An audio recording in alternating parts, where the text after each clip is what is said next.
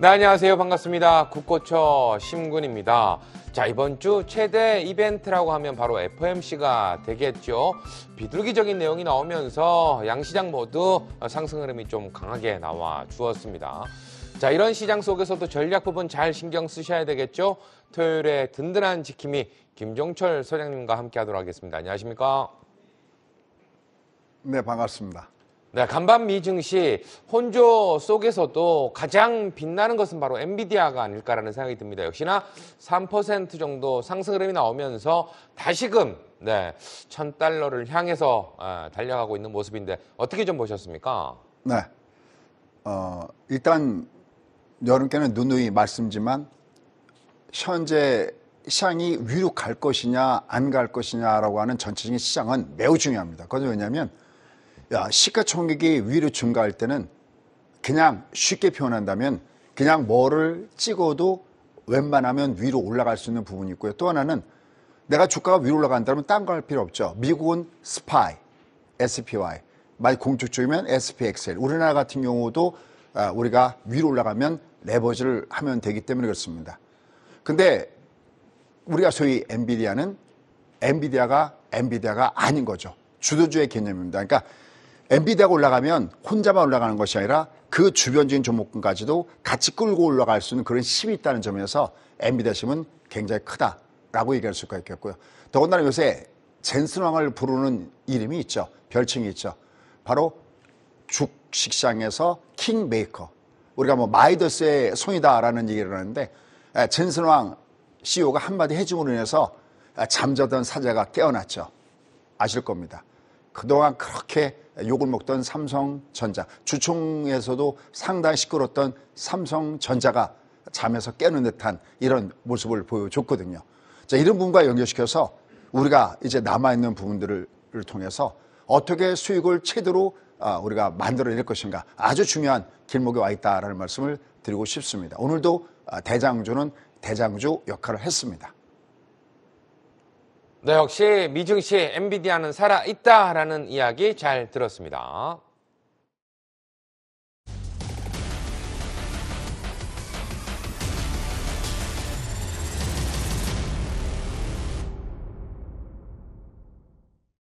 네, 3월 바람의 방향은 역시나 위쪽에 위치하고 있습니다. 저희 방송 꾸준히 보신 분들이라면 금리 인하 시기 전까지는 증시 긍정적일 것이다. 계속해서 관심을 가져야 된다라는 말 기억하고 계실 겁니다. 자, 앞으로 다가올 변곡 어떤 부분을 또 신경 써야 되는지 오늘의 강의 지금 바로 출발합니다. 네, 투자자 여러분 반갑습니다. 김종철입니다.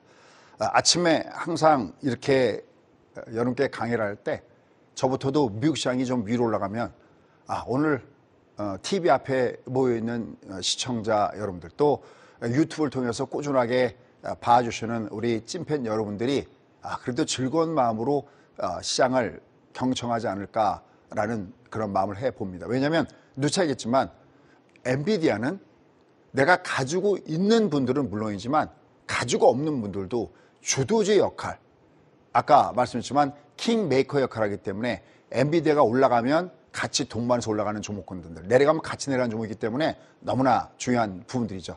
자, 근데 이러한 가운데서도 우리가 굉장히 중요한 부분이 있습니다. 우리가 지난주 바로 이 시간에 드디어 여러분들 앞으로 일주일이 역대급의 시장이 될 겁니다 라는 말씀을 이렇게 드렸어요. 뭐 타이틀만 보시더라도 여러분들이 아실 겁니다. 그 역대급의 시장이 결국은 지난주에 나왔습니다. 물론 첫 번째, 여기 지금 시장을 보면 흔들려도라는 이런 제목이 있는데 이게 올라가다가 금요일 날은 약간 주가가 좀 흔들리는 모습을 보여줬죠. 근데 이 잠깐 동안 흔들린 게 문제가 아니라 좀 더 심하게 한다면 올라가다가 시장이 두들겨 맞는다 하더라도 다시 시장은 꾸준하게 가야 한다라는 겁니다. 근데 이거랑은 구별돼야 됩니다. 제가 제일 싫어하는 게 있죠. 뭐냐면 소위 고장난 12시. 매일매일 매번 간다고 얘기하는 건 우리나라 시장에서는 통하지 않습니다. 미국은 소위 바이 앤 홀딩이 가능할 수 있어도 국내 시장은 주가가 위로 올라가다가 조정받는 폭이 상당히 큽니다. 한번 우리나라 시장을 굉장히 크게 해서 한번 여러분 보시면 와, 우리나라 시장은 왜 이럴까라고 느낄 정도로 굉장히 조정이 심합니다. 특히 언제부터 조정이 심하냐면 2018년도서부터 한 번 두드려 맞으면 심하게 두드려 맞습니다. 요번에도 여러분들 아시다시피 제가 고장한 듯이 이 얘기하는 게 뭐냐면 주가가 지난 2021년도 6월 25일 날 주가가 3,300선에서 꼭지치고 내려갔다 보면 험악하게 내려가죠. 위로 올라갔을 때 특히 일반 투자자들 속성상 위로 올라갔을 때 밑에선 별로 거래가 없고 상단에서 거래가 잔뜩 몰려있는데 뒤에 가서 뒤늦게 사는 사람은 상당히 곤란할 지경을 다룰 정도로 주가가 굉장히 많이 내려갑니다. 결론, 국내 시장은 무조건 내고서 묻어둔다고 해서 돈 버는 게 아니라, 그렇다고 뭐 사타 팔았다 단타하는 게 아니라 그냥 묻어둔다고 돈 되는 게 아니라 국내 시장은 뭘 잘 보셔야 되냐면 변곡을 잘 보셔야 됩니다. 국내 시장은 변곡을 맞추지 못하면 전혀 관리가 되질 않는다는 겁니다. 제가 여러분께 여러분들 미국하십시오. 은퇴하기 전에는 3분의 1 정도는 미국하십시오라고 그렇게 외쳐야 되는 가장 큰 이유는 뭘까요? 그렇습니다. 미국은 올라가다가 설령 변곡을 놓쳐도 우리는 조정을 받을 때 가격이라는 조정을 받아버리는데 미국은 조정받을 때 약간 기간 조정의 성격, 그리고 우리는 조정받을 때 1년 6개월 정도를 빠집니다. 아마 여러분들은 시장을 보시면서 그런 걸 많이 느꼈을 겁니다. 정확하게 18개월 중심에서 거기 어디에 바닥점을 청소하는데 미국 시장은 한번 열어보시면 알겠지만 위에서부터 13개월 정도 조정받으면 그냥 튕겨 올라갑니다. 하지만 그럼에도 불구하고 국내 시장도 우리가 투자해야 되는 가장 큰 이유는 이제 점점 주총이나 이런 데 가보면 드디어 이렇게 계속해서 말씀드렸던 거, 예전에 모 기업을 중심으로 해서 알짜배기 어떤 사업부가 있을 때 그거만 쏙 빼서 별도로 상장시킨 이게 합법인 게 문제가 된다는 말씀을 이렇게 드린 바가 있습니다. 마치 주주들한테 배당을 주는 것을 무슨 옛다 먹으라는 식의 그런 식의 배당 문화를 갖고 어떻게 국내 투자자들을 잡을 수 있겠느냐라는 겁니다. 이러다가 진짜 국내 시장은 국내 투자자분들을 다 뺏기고 말 거다라는 생각 때문입니다. 그래서 많이 나오는 게 중학개미, 일학개미, 별의별 얘기를 많이 하잖아요. 서학개미니 뭐니 워낙 얘기를 많이 하지 않습니까? 하지만 이제는 서서히 국내 시장도 우리가 봐야 되는 큰 부분들이 있습니다. 누차겠던데 이제는 우리도 주주 중심의 문화가 조금 형성되고 있다는 점에서는 정말 긍정이다. 그러기 위해서는 제가 누누이 얘기하죠. 우리가 제대로 할 수 있는 방법은요, 우리가 똑같은 기업체 중에서 진짜 이게 너무나 맛있고 이게 너무나 가성비가 높고 싸다면 그 제품을 사지만 이젠 여러분 똑같은 기업체를 보더라도요, 최소한 주식 투자라면 어떤 회사가 주주 중심의 환원책을 많이 하는가, 여기를 중점적으로 여러분들이 구매해 주신 것도 하나의 우리가 주식 투자자로서의 정확한 운동이 아닌가 싶습니다. 그래서 저는 예를 들어서 운동할 때 기울어진 운동장, 그래서 공매도를 금지해라, 물론 그것도 중요한 부분 중에 하나겠죠. 기울어진 운동장이니까. 그러나 그거는 진짜 협의 의미의 어떤 주식주와 운동이고요. 더 큰 운동은, 제가 이렇게 말씀드리는 더 큰 운동은 저의 외침이 크게 그게 되겠습니까만 서로 우리 주변부터 밝혀지지 않는가라고 생각한다면 진짜 진정한 운동은 주주 환원 정책을 높이는 운동을 해야 진짜 우리가 삼천이 저항이 아닌 지가 되는 그날이 오지 않나라는 생각입니다. 근데 그런 거창한 얘기 필요 없이 그냥 팩트만 갖고 봤을 때도 흔들려도 이 장은 여전히 가야 되는 위치에 있는데 어떤 부분들인가, 항상 저는 팩트 갖고 분석하는 걸 굉장히 좋아합니다. 아까 우리 앵커님도 말씀하신 대로 항상 여러분께는 만약에 여러분이 복잡하고 헷갈리면 항상 제가 특히 유튜브 방송이나 이걸 통해서 맨 끝에 여러분들 강의 이해하시기가 좀 어려우시죠? 어려우면 딱 한 가지만 기억하십시오. 그냥 금리 나기 전까지가 가장 여러분들이 매매하기 좋습니다라는 말씀을 드리고 있는데 지금도 마찬가지입니다. 자, 그런데 여기 오직 한 가지 두려운 게 하나가 있습니다. 그 두려운 건 뭘까요? 라는 겁니다. 근데 이것도 우리가 알고 대처하면 어렵지 않습니다. 그 다음 마지막에 이제 여러분들이 2개월 남았습니다. 자, 벌써 이 제목만 딱 보고서도 2개월? 그럼 아마 여러분들 딱 이게 무슨 소리일까? 물론 이건 약간 유동적일 수 있습니다. 왜냐하면 패드의 정책이나 주변적 여건에 따라서 우리가 받을 것들이 있습니다. 그 다음에 아까 우리가 FOMC 얘기를 했는데요. 사실 여기에 제롬 파웰의 멘트 중에서 우리가 사실 놀라운 멘트가 하나가 숨어 있습니다. 별로 그것은 저희가 썸네일을 이렇게 딱 보면 유튜브에 썸네일을 일일이 다 제가 그걸 들을 수 없지만 썸네일 딱 보면 얘는 별로 중요하게 다루고 있지 않구나. 하지만 분명히 그게 패드가 가야 될 길인데 라는 게 있습니다. 어떤 것이 있을까요? 같이 한번 공부해 보시죠. 자, 그럼 지금부터 좀 더 스피드하게 진행해 보도록 하고요. 부족한 것은 10시 반에 유튜브에서 특히 그것은 종목 중심에서 좀 살펴보도록 하겠습니다. 자, 첫 번째, 흔들려도 도대체 뭐가 흔들렸다는 얘기인가? 주말장에서 보시다시피 쭉 뻗어 올라갔다가 좀 제법 위에선 흔들리는 모습을 보여줬습니다. 여긴 좀 비교적 견주했는데요. 좀 흔들리는 모습을 보여줬습니다. 여러분, 이거는 뭐 복잡한 분들이 아닙니다. 우리가 소위 바다에 보면 물이 찰랑찰랑 거리죠. 이렇게 약간 찰랑찰랑 흔들리는 거고요. 우리가 바람에 흔들리는 나무를 보더라도 어떻게 보면 나뭇잎새가 찰랑찰랑 흔들리는 이런 모습만 주고 있습니다. 그것은 왜 그러냐면 소위 보통 우리가 통상 금요일 날, 그러니까 주가가 위로 올라가다가 보통 금요일을 만나면 위로 올라갈 때는 여기도 좀 윗골이 달렸잖아요. 위로 올라가면 일단 물량을 던지고자 하는 세력들이 나타납니다. 오늘 미국 시장에서도 똑같은 현상이 나타났습니다. 항상 주말을 끼고 있을 때는 이런 현상들이 나타난다라는 겁니다. 그러니까 되도록이면 금요일 날에는 위로 올라갈 때 고점에 사는 것은 여러분이 자제하는 게 좋습니다. 우리가 매매 기법이라는 것은 통계학이나 마찬가지거든요. 그럼 예를 좀 더 확대하면 어떻게 될까요? 그렇습니다. 우리가 연휴 동안에 무슨 일이 발생할지 모른다고 해서 매매를 자제한다라는 이 얘기는 연휴일 때 또 아니면 뭐 휴가철일 때 뭐 여름 휴가를 떠나기 전에 뭐 미국의 펀드 매니저들이 뭐 주식을 좀 매도하고 떠나는 것 같다라든지 우리가 설 연휴가 다가올 때 우리가 보통 이렇게 표현하죠. 야, 설 연휴 때 돈이 필요하기 때문에 아무래도 주식을 팔아서 설 연휴 때 쓸 돈을 마련한 것보다 이렇게 얘기합니다. 물론 그것도 전혀 틀린 얘기는 아니지만 그보다 더 큰 이유는 뭘까요? 그렇습니다. 시장을 움직이는 메이저급들은 불투명, 불확실성을 싫어하거든요. 항상 그러니까 그걸 앞둔 상태 속에서는 조금 정의하는 거죠. 하지만 한 가지 중요한 게 있습니다. 만약에 어떤 그런 연휴나 어떤 특정한 일을 더 두고 주가가 밑으로 내려갈 때는요. 그게 끝나면 올라가는 경우가 많고요. 거꾸로 위로 올라가면 조짐하는 경우가 많으니까 항상 올라갈 때 줄이는 현상은 올라간 다음에 줄여야지 내려갈 때 던지는 얘기는 아니니까 그건 착각하지 않았으면 좋겠습니다. 역시 그러면서도 꾸준하게 아랫꼬리도 있고 여전히 괜찮다라고 느끼는 것은 뭐냐면 역시 이번 달에도 바람의 방향이 있습니다. 가성비가 정말 높은 매매 노하우다라고 할 수 있습니다. 그럼 우리가 3월 달을 마감하고 4월 달로 갈 때도 뭘 봐야 될까요? 그렇습니다. 바람의 방향을 봐야 됩니다. 항상 월초를 중심으로 해서 시장이 어떻게 움직이냐가 매우 중요합니다. 여기가 아주 대표적인 케이스네요. 그죠? 또 저 앞에도 마찬가지죠.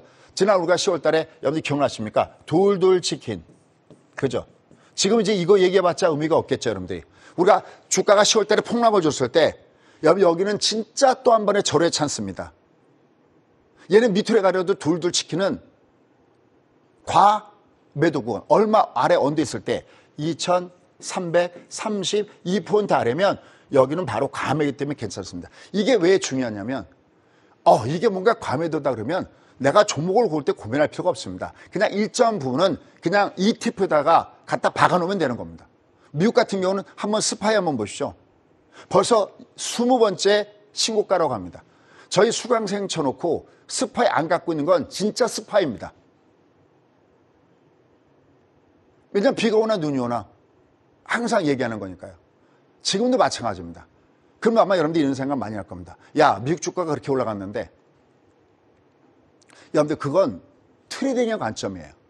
그러니까 어떤 타이밍을 정해서 내가 정확하게 맞춰서 매매할 때는 야, 지금 주가가 얼마만큼 올라왔어? 야, 이거 너무 많이 올라 있는데? 야, 그럼 이건 안 해. 이건 트레이딩의 관점이에요. 근데 그게 아니라 투자의 관점은 그냥 내가 돈이 있을 때마다 나눠서 집어넣는 겁니다. 그냥 여기서 좀 쌌어? 그럼 다음 달엔 좀 더 내려왔어. 올라갈 때는 그러면 조금 쏘고 내려갈 때는 좀 많이 싸주면 됩니다. 왜냐하면 미국 주가만큼 우상향하는 것이 제가 여태까지 찾은 것 중에서는 없기 때문에 계속 말씀드립니다. 가끔다 이렇게 얘기하면 여러분처럼 국뽕방송처럼 얘기하는 분들 계십니다. 야, 우리나라 주식을 투자하라고 그래야지 제가 우리나라 주식을 투자하지 말라는 게 아닙니다. 아까도 말씀드렸죠. 야, 이제 우리나라도 점점 주주 환원 정책이 강해지고 있구나. 오죽하면 여기서는 제가 뭐 첫 번째 말씀인지 모르지만 제가 저희 회원님들한테는 여러분들 음식을 사 먹더라도 뭘 사 먹더라도 똑같은 그렇게 크게 차이가 나지 않는다면 주저하는 책을 많이 하는 그 음식을 사 먹고 운동할 때도 준하는 정책을 많이 하라고 그렇게 운동을 해야지 다른 운동하지 마시오라는 말씀드렸었는데 여러분 어떻게 생각하는지 모르겠습니다. 결국은 지금 시장의 모습을 할 때는 발의 방향이 요번 달에 위로 올라가는 모습을 줬는데 아주 내려갈 때마다 강하게 올라갔습니다. 자, 이럴 때 항상 바늘갈실처럼 우리나라 주식을 딱 볼 때 여러분들 뒤 화면에 항상 백그라운드처럼 깔았으면 좋은 게 있습니다. 그게 뭐냐? 항상 제기하죠. 상의 개념. 어디 증시입니까? 바로 아메리카 여기 증시입니다.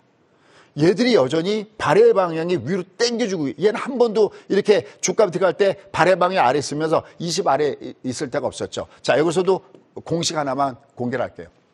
자, FMC 회의가 있을 때 여기 보시면 빵 하고 올라가는 거 보이시죠? 오늘은 약간 이건 제가 중간에 방송할 때 캡처 떠놓은 거니까 좀 다를 수가 있는데 얘가 이렇게 빵 하고 올라가는 게 보이시죠? 그죠? 이게 끌고 올라가니까 우리도 같이 올라갑니다. 미국이 올라간도 항상 올라가는 건 아니지만 우리가 올라가려면 미국이 떠줘야 되는 거죠. 이럴 때 중요한 꿀팁이 있습니다. 그게 뭐냐면 보세요. 다음 달도 마찬가지인데요. 내가 조심할 때는 언제냐면 이게 둘 다 하단에 있을 때입니다. 얘를 반대 방향의 그래프를 그리도록 하겠습니다. 얘가 많이 나쁘다 그러면 발의 방향이 여기 이제 발의 방향이 위잖아요. 이렇게요. 맨 위에. 얘가 발의 방향이 아래. 만약에 미국의 시장이 월초 대비 아래 있을 때는 조심해야 됩니다. 근데 요거만 하나만 갖고서는 속임수가 있어요. 꿀팁 뭘까요? 그렇습니다. 발의 방향이 아래 있으면서 이 뒤에 매수 올킬이라고 여기 놓여져 있는데 이 매수 올킬이 둘 다 매도 올킬에 둘 다 왔을 때 얘기입니다.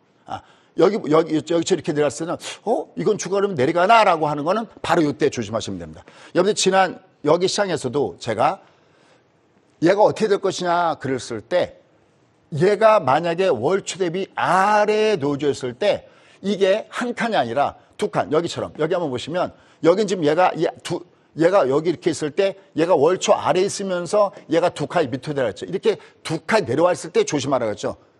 야 그러면 그건 김 소장 당신이 보는 차트나 그게 두 칸 내려있는지 알지? 야 난 어떻게 하냐? 아이고 화내지 마십시오. 항상 여러분과 공유하고 싶은 강의 진심인 남자 김종철입니다. 아주 심플합니다. 얘가 발의 방향이 아래 있으면서 얘가 물론 맨 뒤에 또 있겠지만 얘가 아래 있으면서 최소한 여기 생명선 아래 있을 때 이렇게 생명선 아래 있을 때 1차 조심은 여기 5일선 아래 이렇게 받을 때 조심하는 거고요. 얘가 이렇게 했을 때는 이때는 조심해야 됩니다. 근데 얘는 요번에 내려왔을 때도 5일선 아래는 살짝 있었지만 20선 아래는 바디 크로스가 없었죠. 이 바디 크로스와 심플 크로스를 꼭 한번 보시면 좋습니다.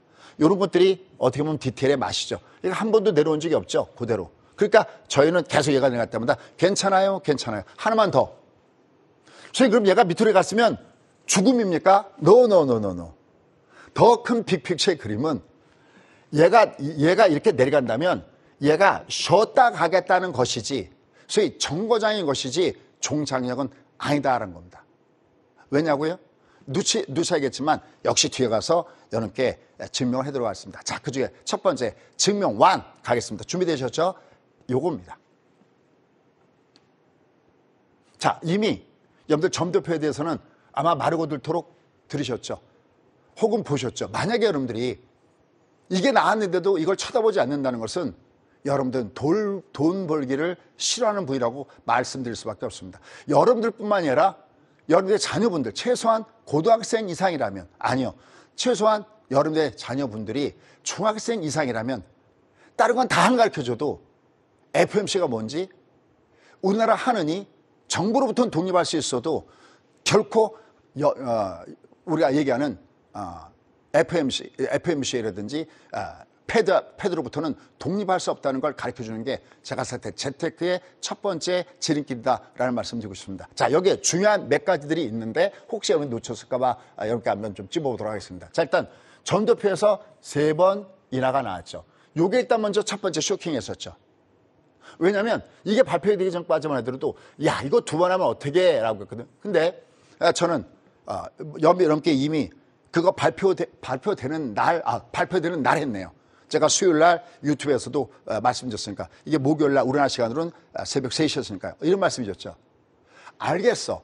최근에 CPI나 PPI 보면 물가가 끈적끈적하니까 어쩌면 2번 인하할 수도 있다라는 얘기겠어. 근데 말이지, 만약 이번에 점도표상에서 2번을 찍게 되면 더 이상 패드는 존재하지 않는다. 왜?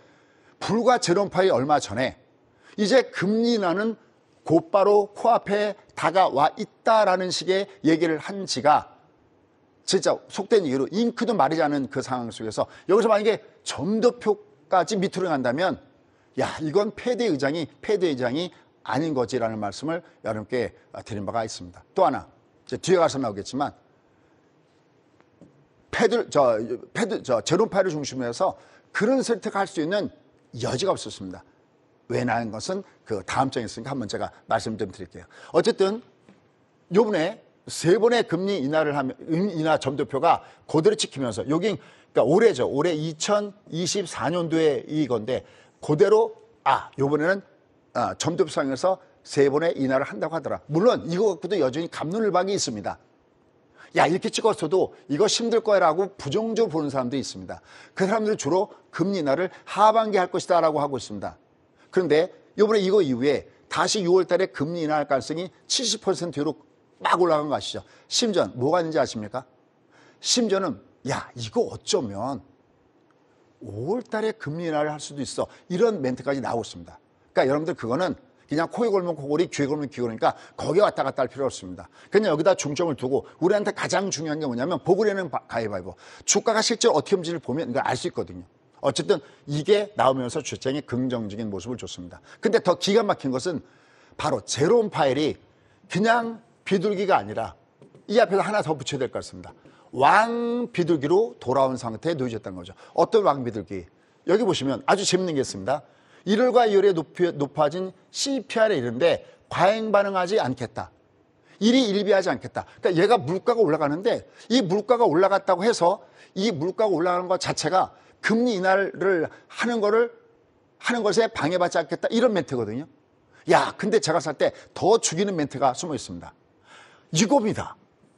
와, 이게 도대체 뭐냐라는 겁니다. 이건 너무 이 밑에 노동이 강하더라도 금리를 내릴 수 있다. 죄송합니다. 이렇게 편하게 얘기할게요. 미쳤어.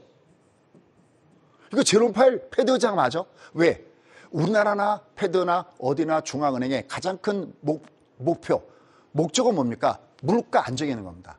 경기 부양은 사실은 정부가 하는 거고 물가 안정은 중앙은행이 하는 겁니다. 그래서 사실은 정부로부터 중앙은행은 그만큼 독립돼 있어야 된다는데 이거 무슨 얘기야? 노동이 강하더라도 금리를 낼 수 있다. 여기서 중요한 게 있습니다. 예전에 제가 국고처에서 혹시 필립스 곡선 얘기한 거 기억나십니까? 실업률이 감소해. 그럼 실업률이 감소한다는 것은 노동시장이 여전히 뜨겁다는 거잖아요. 그러면 결국은 임금도 위로 올라가고 결국 그것은 인플레이션을 물가를 자극할 수 있기 때문에 상당히 연관관계가 있다는 것이 바로 필립스 곡선이거든요. 근데 여기서 중요한 거 노동이 강하다. 그러니까 실업률이 떨어지면 이게 항상 우리가 보면은 시간당 임금이고 뭐고 올라가면 항상 시장에 부정적으로 반영해 왔던 것이 미국 시장의 내용인데 노동이 강하더라도 금리를 낼 수 있다는 것은 뭐냐면 제롬 파웰의 그 두뇌 속에는 이 실업률이 떨어지더라도 노동이 강하더라도 이거 자체가 이 인플레이션을 그걸 자극한다 하더라도 그건 일시적일 수도 있고 이것의 영향을 이걸로 곧바로 영향을 받지 않는다는 생각이 박혀 있다는 게 이게 제가 봤을 때는 어마어마한 겁니다. 그러니까 이건 뭐라고 하냐면 이미 제롬 파웰은 왜 그런 거 있죠? 이미 답을 정해놓고 가는 겁니다. 어떻게 보면 금리를 내리기 위한 밑밥을 깔고 있는 것이 아니냐. 알아니까 제가 그렇습니다. 여기 하나 더 있습니다. 이것 봐라. 2019년도 같은 레포 발작을 막기 위해서 감독하고 있다? 제가 항상 이렇게 이런 말씀 드렸죠. 여러분들 금리 인하를 한다면 금리 인하하기 전에 반드시 우리가 하나 더 봐야 되는 것이 있다는 말씀 드렸죠. 그게 무엇인지 기억나시죠? Q 거시기. 그죠? 근데 하나 더. 이런 얘기가 나오니까 항상 여러분들 제가 했을 때 주가의 버블은 어디서 나오냐면 지금 최근에 비트코인 올라가다 밑으로 내려가고 있잖아요. 그죠? 근데 하나 더 있습니다. 지난번에 한 말씀 드렸는데 주가의 버블이 나타날 때는 다시 비트코인이 다시 위로 폭등을 주면서 어딘가 버블이 터질 것 같고요. 하나가 더 있습니다. 그게 뭐냐면 바로 이겁니다. 얘를 잘 보셔야 됩니다. 이게 뭔데요? 이게 바로 러셀 2000입니다. 이거 원래 얘는 ETF 3x짜리인데 얘가 이렇게 내려왔다가 왔다 갔다 하다가 얘가 밑으로 이거 지금 그래프가 조금 내려가다가 좀 밑에가 잘린 그런 모습들을 보여주고 있는데요. 이 러셀 2000 지수가 어떤 모습을 주냐면 금리가 야 내릴 거야 라고 생각하면 러셀 지수 갑자기 급등을 주는 모습을 주죠. 이건 제가 좀 이따가 10시 반에 다시 갱신된 자료를 보여드리겠습니다. 그러니까 이게 금리 일을 할까 할 수 없다니까 이 러셀 지수가 막 빵빵빵 치고 올라갔었습니다. 물론 오늘은 약간 조정을 제가 확인할 때만 하더라도 조정을 받았습니다. 자, 그럼 아까 얘기했던 대로 하나 더 보도록 하죠. FOMC에서 숨겨진 그 밑거름을 한번 찾아보자는 겁니다. 이겁니다. 한 장으로 제가 정리했습니다. 자, 여러분들 한번 보십시오. 도대체 제롬 파웰이 무슨 생각을 갖고 있는지 여기서 보시면 여러분 기가 막힐 겁니다. 보세요. 경제 성장률은 지난 12월 달에 점도표에서는 분기마다 점도표가 나오거든요. 12월에 점도표에서는 경제 성장을 1.4로 봤습니다. 요번에 3월 달엔 경제 성장률을 2.1로 봤습니다. 그러면 경제가 굉장히 성장한다는 거잖아요. 그 다음에 실업률 보십시오. 실업률은 4.1이라서 그렇게 괜찮아야지만 어쨌든 4.0으로 약간 실업률은 떨어졌습니다. 더더군다나 문제되는 게 있습니다. 연준이 가장 중요하게 보는 물가지표 중에 물가지표는 뭐냐면 바로 코어 PC거든요. 이게 2.4에서 올라가고 있습니다. 그러니까 물가는 위로 올라가고 경제 성장률은 강하게 되고 그다음에 노동시장은 더욱더 핫해집니다. 그럼 이건 누가 봐도 금리를 내리는 게 아니라 이거 올려야 되는 거 아니야? 얼마 전까지만 해도 이거 금리 올려야 되는 거 아니야라고 얘기할 정도의 그런 데이터가 나오고 있다는 겁니다. 근데도 제롬 파웰은 아까 그런 멘트를 때린 겁니다. 그럼 여기서 굉장히 헷갈립니다. 제롬 파웰은 패드 의장일까? 아니면 정치인일까? 우선 이제 이해하실 겁니다. 그러니까 다만 한 가지 중요한 게 있습니다. 금리 인하 속도는 늦춰질 수밖에 없는 상황이구나. 왜냐하면 하나 변한 게 있습니다. 여기서 점도표상에서 얘를 2024년은 4.6을 유지를 했는데요. 여기 보면 이게 2025년도 거거든요. 그러니까 내년도 건데 3.6에서 3.9로 이 금리가 올라가 있어요.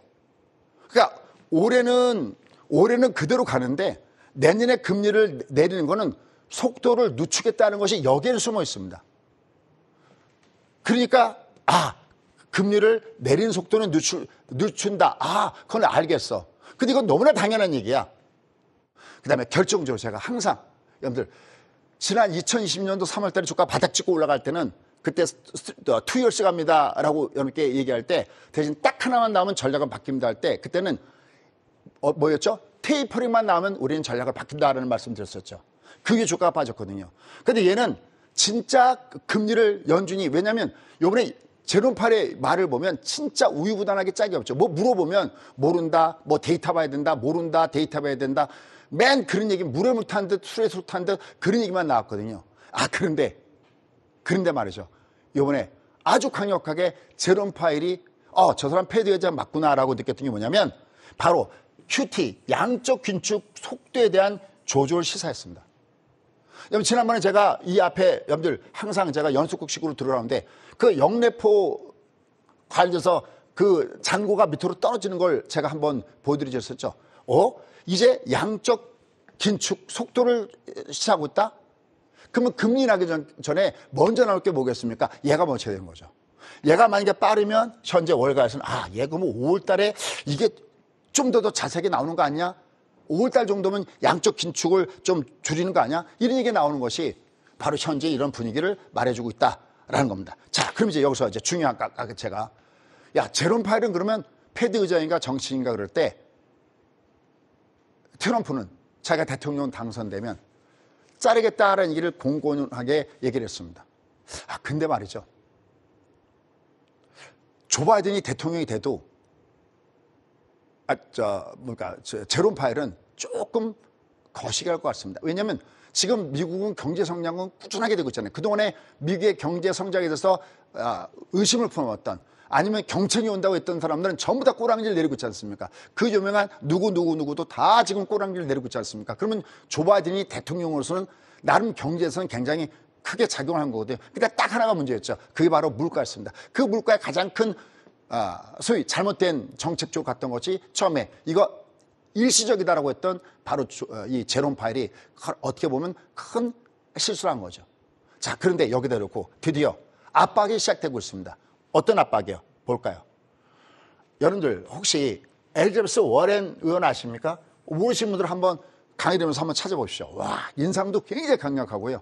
진짜 강렬한 대표적인 이 상원 의원 중에 대표적인 사람이 누구냐면 바로 엘리자베스 워렌입니다. 이 사람을 중심으로 해서 민주당 상원의원들이 조기 금리를 요구하는 이 서한을 보낸 겁니다. 몰아가면서 지금 아시다시피 조 바이든 정부는 재생에너지를 중심으로 해서 추진을 해서 밀고 나가지 않습니까? 지금 무슨 얘기냐면 지금 당신 때문에 이런 것들이 모두가 차질을 빚고 있다라는 얘기를 하고 있는 겁니다.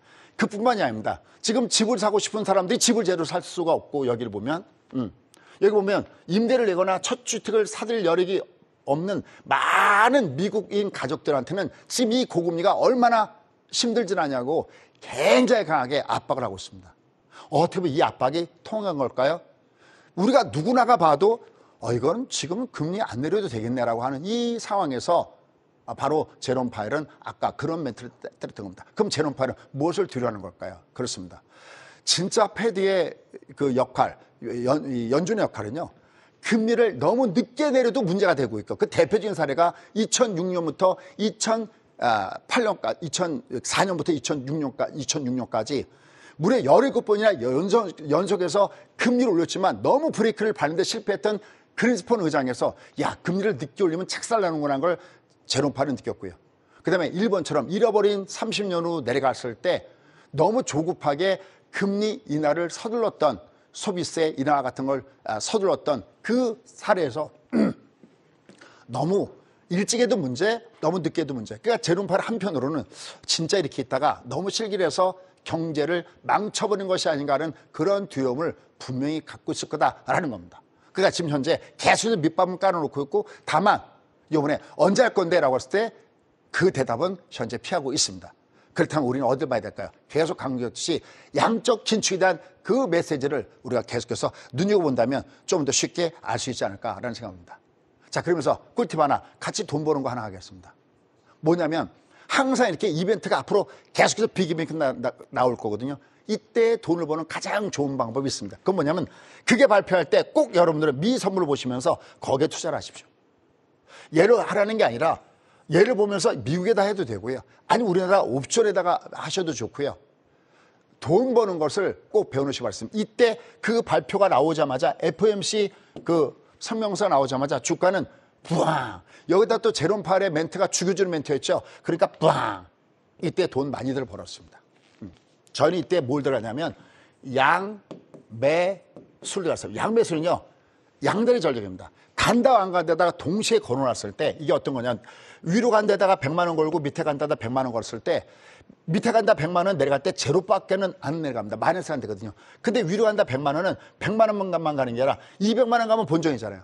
300도 갈 수 있고 400도 갈 수 있고 있는데 얘가 맥시멈 7배, 즉 100만 원짜리가 700만 원 갔습니다.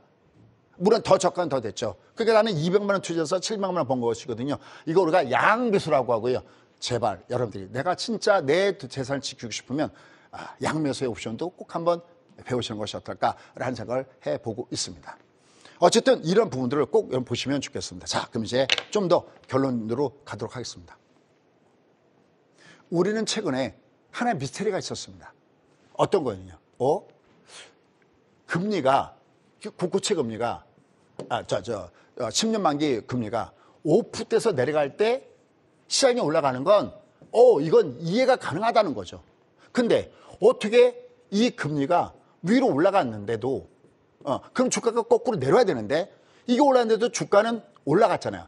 우리나라 시장도 뭐 여러 가지 얘기가 많았지만 또 미국 시장도 보면 야 이거 3월 달에 금리 인하한데 그러다가 점점 또 6월 달에 금리 인하하는 것도 확률이 늘다 졸다 했는데 나중에 지나가서 이렇게 보니까 어떻습니까? 분명히 주가는 저 위를 향하고 있지 않습니까? 바로 우리는 것을 트렌드 팔로잉, 추세라고 얘기하는 겁니다. 추세 매매의 중요성이 바로 거기에 있는 겁니다. 그러면 도대체 그렇게 주가가 추세를 탔던 이유는 바로 어디 있을까요? 항상 제가 여러분들 어느 하나만 봐서 문제입니다. 금리 그러면 거기 하나만 꽂혔고 뉴스만 보고 금리 인하 뒤늦게 하는데 야 갖다 내다 팔아. 그죠? 또 금리 내려와? 이제 여러분 뒤집어서 가장 문제가 되는 게 뭔지 아십니까? 이제 막상 미국의 금리를 내려. 그럼 여러분 이제 금리 내려? 그럼 왕창 가서 살 겁니다.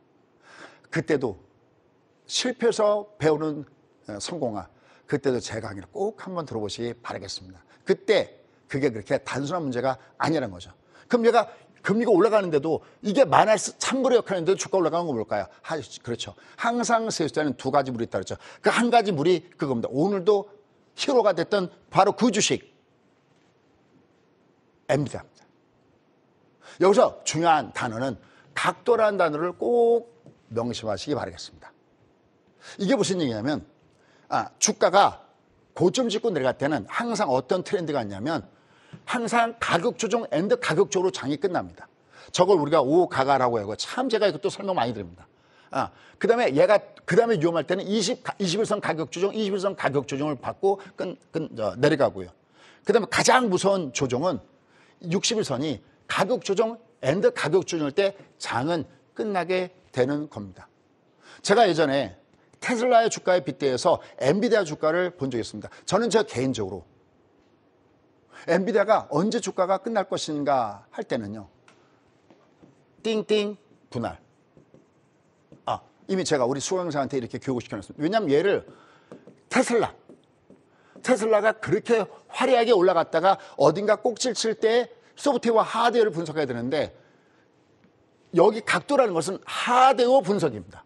여기를 한번 보시죠. 얘가 500달러에서 왔다 갔다 할 때 여기 61선을 보십시오. 이 60선이 올라가다가 이렇게 가격 조정으로 올라간 게 아니죠. 이걸 가격 조정이라고 하거든요. 얘는 올라가다가 기간 조정을 주고 올라간 거죠. 기간 조정이란 시간만 지나가면 주가가 위로 간다는 시그널입니다. 얘를 보십시오. 얘가 지금 900달러에서 1000달러 사이에서 이렇게 있는데 얘는 지금 가격 조정 받고 있습니까? 기간 조정 받고 있습니까? 기간 조정을 받고 있죠. 어딘가 테슬라가 위험할 때는 이게 올라가다 꺾어졌다가 가격 조정 앤드 가격 조정으로부터 시작될 거라는 얘기죠. 그러니까 아직까지 오늘 올라간 게 중요한 게 아니라 아직까지 얘는 올라가다 조정받아도 숨이 가빠르니까 나 좀 속도 조절하면서 갈게 라는 문제지 얘가 내려가겠다는 것이 아니거든요. 항상 각도, 항상 주도주는 올라갈 때는 KTX 타고 확 가버리고요. 조정받을 때는 비둘기호처럼 조정을 주고 다시 KTX 다시 비둘기호 이렇게 움직입니다. 거꾸로 장에서 내리꽂는 종목은 내려갈 때 KTX 확 빠졌다가 여러분 이렇게 쭉 올라가면 드디어 하방 경직성을 이루고 있다. 이거 정말 위험한 분석입니다. 무조건 주가 급락을 무조건 급등을 줘야지 급락 때문에 멈춘다고 해서 이제 바닥을 다진다. 이거 물론 이제 원형 바닥이라는 개념이 다른 게 있지만 일단 제일 좋은 것은 급락이 무조건 급등을 줘야 된다는 거죠. 거꾸로 주가 꼭지를 타면 급등을 줬다. 무조건 급락을 주는 거의 어딘가가 나와야 그게 시작된다는 거죠. 얘는 아직 그러지 않고 있다는 거죠. 즉 엔비디아는 왜 이렇게 중요하느냐. 다시 한번요. 엔비디아가 아니라는 거죠. 다시 한번 지난번에 제가 그런 얘기했는데 엔비디아가 쓰고 경기라 이른다. 그래서 금리가 올라가면서 그것이 찬물의 역할을 해주고 심리를 어지럽겠지만 시장의 메이저들은 왜 샀느냐. 너는 어차피 내릴 거 아니겠어? 지금은 아니어도. 근데 엔비디아가 이끌어가는 이 경기라는 이 물은 너무나 뜨거운 물 아니겠어? 라는 겁니다. 그래서 제가 오늘은 한 장의 그림을 더 준비했습니다. 완컷으로 갑니다. 로마의 실처럼 이겁니다. 이 그림입니다. 뭡니까? 산업혁명의 변화. 매번 얘기했던 패러다임 시프트. 1차 산업혁명. 뭡니까? 여기 보시면 전기기가 나오면서 이제 기계화가 됐던 것이 굉장히 큰 거죠. 그럼 여기 2차 산업혁명은 전기가 나오면서 대량 생산이 되고 3차 산업혁명은 컴퓨터하고 인터넷이 되면서 오토메이션, 자동화가 되고 있습니다. 4차 산업혁명.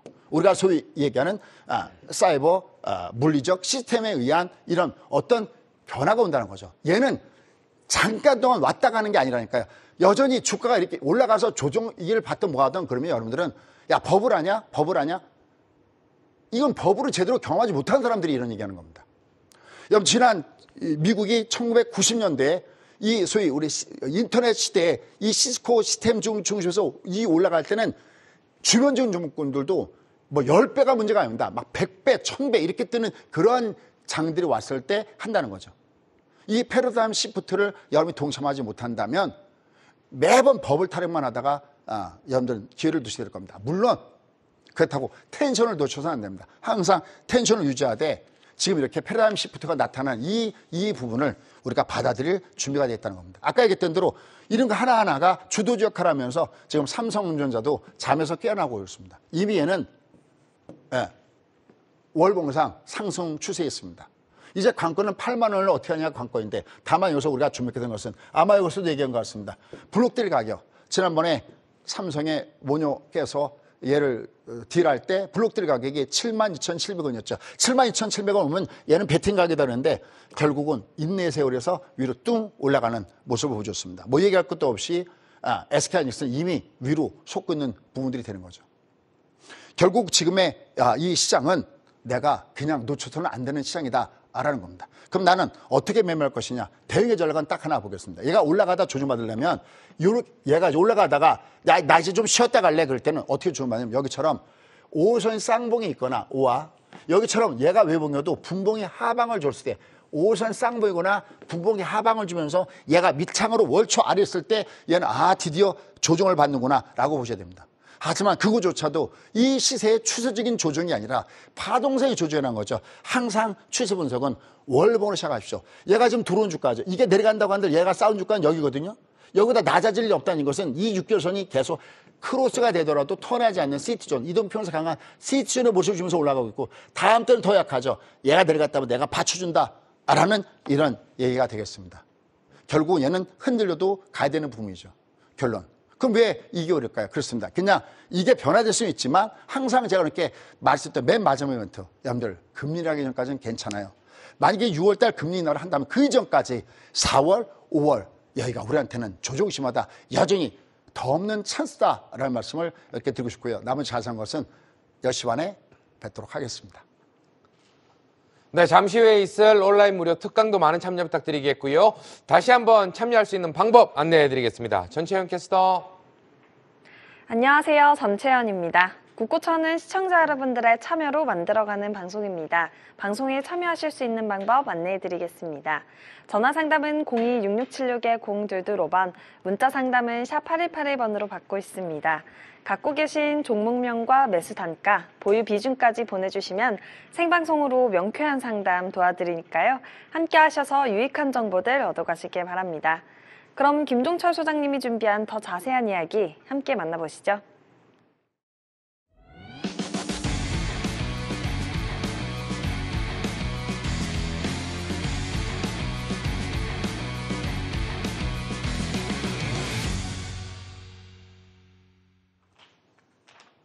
네, 지금 시간 다음 주에 우리가 또 관심 있게 지켜볼 만한 테마와 종목 관련해서 이야기 나눠봐야 되겠죠. 자, 어떤 종목들이 선정되었는지 화면을 통해서 만나보도록 하겠습니다. 자, 이번 주도 역시나 세 종목인데요. 첫 번째 종목은 한미반도체고요. 자, 두 번째는 리노공업, 세 번째는 일동제약이 되겠습니다. 자, 한미반도체부터 살펴보도록 하겠습니다. HBM 하면 이 종목이 떠오를 수밖에 없는데요. 어떻게 볼 수 있을까요? 네, 맞습니다. 사실은 한미반도체는 저희가 항상 단골로 여러 개 제시드리는 종목 중 하나고 이건 저뿐만이 아니라 반도체에 대해서 조금이라도 관심이 있다 그러면 누구나가 관심 있게 볼 수 있는 것이 바로 한미반도체 이 종목이다라고 얘기할 수가 있겠습니다. 그러니까 이런 거죠. 위로 올라가다가 쉬는 것이 이게 종착역인가 아니면 정거장인가 이걸 보셔야 되는데 얘는 지금 현재 주가 위치를 보면 하나의 정거장에 위치해 있다라고 할 수 있겠습니다. 한번 그래프 보면서 설명드리도록 하겠습니다. 한번 보시죠. 자, 지금 보시면 위로 올라가다가 지금 최근에는 10만 원대 위로 올라갔다가 조정받고 있죠. 항상 우리가 이때 쓰는 단어가 있습니다. 이렇게 뭔가가 얘가 9만 얼마 그러다가 10만 얼마 그러면 이거는 가격의 단위가 바뀌는 거죠. 자릿수가 바뀌는 거죠. 그렇죠. 이때 이렇게 한 번씩 쉬었다 가는 게 2보 전진으로서도 좋은 거죠. 얘는 지금 이게 5일선의 외봉이 내려가지 않습니까? 그럼 얘는 이게 내려와도 요 사이가 다시 매수를 들어갈 수 있는 절호의 구간이다라고 얘기할 수가 있겠습니다. 밑으로 갈 때마다 계속 관심 갖고 보시면 좋겠고 이건 더 이상 설명드릴 필요가 없는 바로 AI 인공지능 이 시대의 가장 수혜성 종목 중에 하나다라고 할 수 있겠습니다. 나 계속해서 두 번째 종목은 리노공업이 되겠습니다. 역시나 반도체 관련해서 종목으로 좀 볼 수 있을 것 같은데요. 어떻게 보고 계십니까? 네, 하여튼 이들 종목군의 가장 큰 장점이라면 이제 올해 또 내년, 내후년 계속해서 실적이 굉장히 좋아질 수밖에 없다는 겁니다. 아까 제가 패러다임 시프트에 대해서 말씀을 좀 드렸는데 이건 진짜 세상을 바꾸는 거죠. 항상 제가 이렇게 저는 항상 세상을 바꾸는 것을 좋아합니다 할 때 딱 두 가지만 저한테 꼽으라면 바로 그것은 AI 인공지능과 그다음에 로봇. 오늘은 뭐 로봇 쪽을 갖고 나오지 않았으면 하여튼 기회가 있을 때마다 맨날 레인보우 로보틱스를 얘기하듯이 항상 이런 쪽이거든요. 그럼 거기에 같이 껴있는 종목군들이 뭐냐? 라고 봤을 때는 결국 이런 종목군들이 하나의 타겟가 될 수 있다라고 보시면 되겠습니다. 자, 리노공업 한번 보시죠. 한번 보시면 주가의 위치가 역시 얘도 지금 현재 한 3일 동안 위에서 조정받고 있죠. 그럼 얘는 중요한 것이 이만큼 기간 조정을 받고 얘가 위로 올라가다가 다시 밑으로 내려가고 있지 않습니까? 이건 매수의 찬스지 이건 매도의 자리가 아니다라고 얘기할 수가 있습니다. 올해도 작년에 영업이익이 한 1,100억대, 올해 한 1,300억, 내년에는 한 1,500억 이렇게 계속해서 증가될 가능성이 굉장히 높다라는 측면에서 결국 이런 종목군단들은 보시고 있습니다. 이거 말고도 많죠. 지난번에 요번 주에 보니까 그 주말엔 주가가 조정받지만 주중에 보니까 그 동진세미킴 확 튕겨 올라갔잖아요. 네. 저희가 뭐 이런 종목 얘기할 때 여러분들 예전에 일본이 우리나라 반도체 관련돼서 옥죄할 때 가장 선봉에 서서 국산으로 연결된 게 동진세미컴입니다. 그렇게 쫙 올라갔잖아요. 그러니까 이런 주변에 있는 종목군단들은 버리지 마시고요. 여러분이 계속해서 모아가시는 것을 권해드립니다. 네, 세 번째 종목은 일동제약이 되겠습니다. 뭐 최근 들어서 제약 바이오 관련해서는 일본 전염병 이야기가 좀 나오고 있는데 바닥에 있는 종목이에요. 네, 설명 부탁드리겠습니다. 네, 뭐 최근에 일본에 소위 독성 감염병 확산 모멘텀이 있는데 하나 또 중요한 게 있어요. 뭐냐면 그러니까 지금은 어떻게 보면은 한쪽 축은 뭐 반도체라든지 아니면은 뭐 로봇주라든지 이런 게 한 축을 담당하고 있고 또 한 축은 제약바이오가 쓰면서 서로 형님 먼저 아우 먼저 이렇게 올라가는데 또 하나의 가장 큰 재료는 금리가 내려왔을 때 가장 크게 주목을 받을 수 있는 것 중에 하나가 바로 제약바이오 섹터다라는 거죠. 근데 뭐 일부 종목군들은 좀 많이 올라가서 좀 덜 올라간 게 뭔가 있을까 해서 찾아봤습니다. 한번 보시죠. 얘는 뭐 지금 주가가 거의 밑바닥에 하단에 놓여져 있고요. 진짜 뭐 고점된 주가 워낙 많이 빠진 상태에서 그래서 밑에 하단에서 조금씩 들어오고요. 특히 주말에 외군대 매수가 꾸준하게 들어왔다는 점에서 뭐 이런 종목군들은 한번 보실만 하다라는 부분들입니다. 네, 짧게 온라인 무료 특강 소개 부탁드리겠습니다. 제가 아까 강의하다가 시간이 항상 이렇게 할 땐 강의할 땐 앞에 시계를 보고 가거든요. 제롬 팔의 멘트 중에서 진짜 또 하나 중요한 멘트가 하나가 더 있습니다. 그게 뭐냐면 연준의 대차 대조표 아시죠? 아까 큐티와 연결된 겁니다. 대차 대조표의 대다수를 국채로 채우겠다라고 했어요. 이거 엄청난 제로 내용입니다. 이건 결국 무슨 얘기냐면 그럼 도대체 연준이 대차 대조표에 채우고 있는 건 뭐냐 그러면 이 국채 말고 나머지는 모기지 담보부 증권이거든요. 그러면 결국은 모기지 담보증권은 때리고 국채를 잡아가겠다는 것은 바로 어떤 거에 연결됐냐면 장단기 금리가 역전되어 있는 것을 다시 되돌리는 현상과 밀접합니다. 요거 우리가 또 알고 가자 해서 말씀드리겠고요. 그다음에 아까 얘기했던 대로 지금 여기 핫테마들 많습니다. 뭐 반도체, 제약바 말고도요.